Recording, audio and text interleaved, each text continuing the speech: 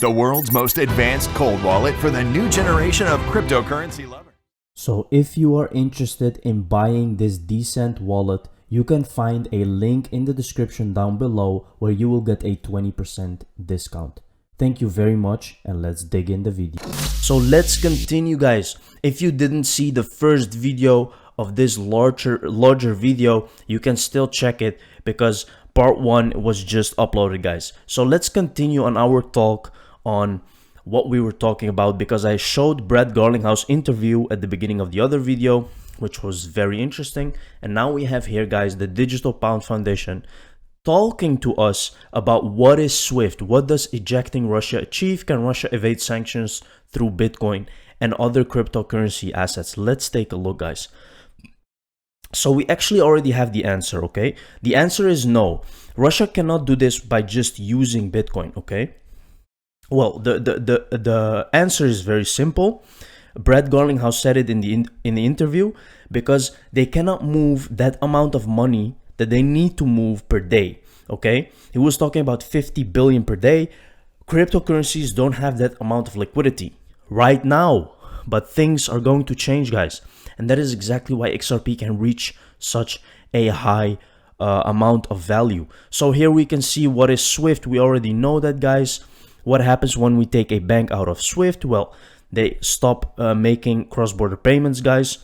Could Russia use alternative messaging networks? A couple of potential alternatives to SWIFT have been mooted, including the Chinese cross-border interbank payment system, CIPS, and Russia's own system for transfer of financial messages. However, it is not very realistic that either of these will solve Russia's problem. Because, guys, again, there is no liquidity. They cannot do transactions globally with the US dollars. Now, why is this all relevant, guys?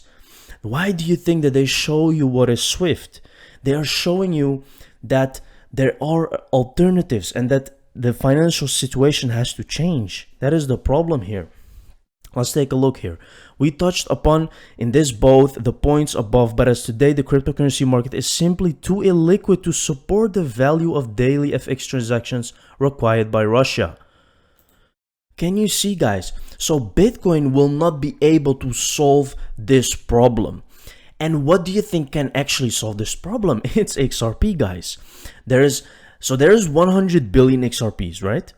If the value goes up, it means you will have enough liquidity, but the price needs to reach anywhere between $100 and $1,000 to actually start having that liquidity. Now, remember, this is all set in place for this, guys. This is the Digital Pound Foundation website. They are working with Ripple and they're addressing this problem, guys. So you have to understand what is going on here. Microsoft job posting, big crypto ambitions. We are seeking experienced engineers to join our nationwide to build out the next generation of crypto forward products. Again, people who are doubting crypto right now, because there is a lot of people seeing what's happening. Price goes up and then goes down like crazy, right? And a lot of people think it's a Ponzi or it's... Guys, yes, it is. They're taking your money at the points that you are buying. But crypto and blockchain will go nowhere because this is the future. Not all of them are going to be able to exist together, but there are a handful which just have a great technology and real utility use case. And these will survive, and XRP is one of them. There are a couple of others, guys, but XRP is the main one because it's going to be set up to be the real world currency. So here we can see, guys, Ripple wants to move hundreds of billions of dollars or trillions of dollars between banks internationally. Let's take a look. This is a video of Susan Athey, board of directors, Ripple. Let's take a look. Involved with Ripple very early. There was a whole set of people, including some of our famous tech leaders in Silicon Valley, who would stand up and say, you know, scale economies, you know, the best thing doesn't always win. Bitcoin was first. Bitcoin, Bitcoin, Bitcoin. Everything is going to be Bitcoin. These other things are all going to die. I would stand up and quietly raise my hand and say, well, if you're thinking about enterprise software, it's not all just like the Betamax and VHS and Netscape versus IE. In fact, in enterprise software, you typically have a lot of different vertical solutions serving different parts of the market with different combinations of features. And so my thought was that we will see different systems for different purposes. And in fact, that is sort of how that's evolved. So I don't think there's one size fits all. So Ripple wants to move, hundreds of billions of dollars or trillions of dollars between banks internationally. So they need a highly scalable system. So when I first started talking... Very good, guys. Can you see? Trillions of dollars. Trillions and probably quadrillions of XRP worth. When you add in derivatives, could travel across the XRP ledger and use XRP as the bridge between the currencies of any value. Now, remember that she said that you have different technologies working together. Now I think that's the future, guys. That's how we will start looking at cryptocurrencies. They're gonna be a handful working together to make everything better and more affordable. Does any of this sound familiar? We are living through the Federal Reserve 2.0 moment right now. And the reason for the Jekyll Island connection is because one of the most interesting things about the Federal Reserve is that it was created on Jekyll Island. It's a real island. It's off the coast of Georgia. And it was on that island back in 1910 that a small group of men gathered, and it was their mission to draft what became eventually the Federal Reserve Act. And I see you're going to show the pictures there. Yeah, those are the guys. And the funny thing about that piece of history is that the Federal Reserve Bill was being sold to the American people at that time as a piece of legislation that was going to somehow control those big bad bankers. See? And what they didn't realize is that the big bad bankers that you're looking at right there, those are the epitome of the great power centers of banking. They were the ones that were busy writing the bill that was supposed to control Who themselves. are these six gentlemen, Mr. Griffin? Well, they're representatives. If you could walk us through them. Primarily, Senator Aldridge is the only one that wasn't a banker. He was the politician. He was the one that was sort of spearheading the political side of it. But father-in-law also to John Rockefeller. John Rockefeller, yeah. He was tied in very closely to the banking fraternity and the industrial complex. A very wealthy guy in his own right. He's probably the most important political figure in the United States, short of the president, who was Woodrow Wilson in those days.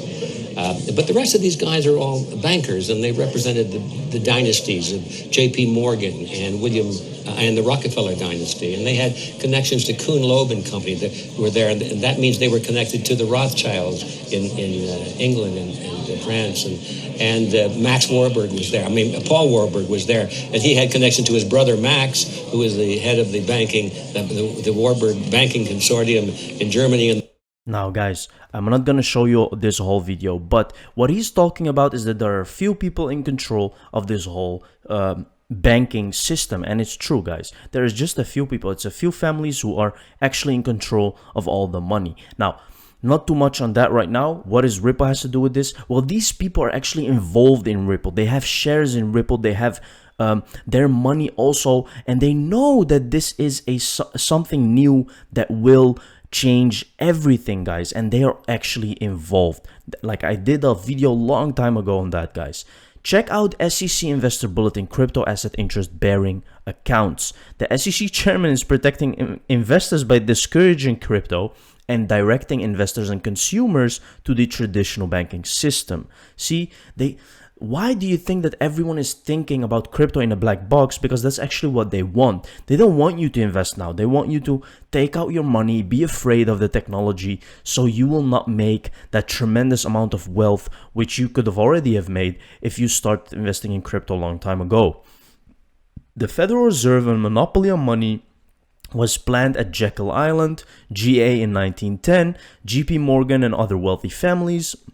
It's not a coincidence that we are now finding out Ethereum, token issuance and DeFi monopoly involved JP Morgan. Again, guys, these guys are trying to take over everything. And I think that this will be a problem regarding Ripple. But you also have to know that these people are involved with Ripple. So we will have to see how this actually will play out, guys. Because now we are just waiting for the lawsuit to finish so we can actually see the next steps. Now, I'm not going to show you this video particularly, guys, because we're running out of time. The greatest downside of today's SEC statement on Ethereum is that it will lock ETH in as a dominant platform because better protocols won't be able to get the vaunted decentralized status before the regulators notice them. This is the future we are supposed to be fighting. Also, since this is getting some traction, consider reading my analysis of the speech.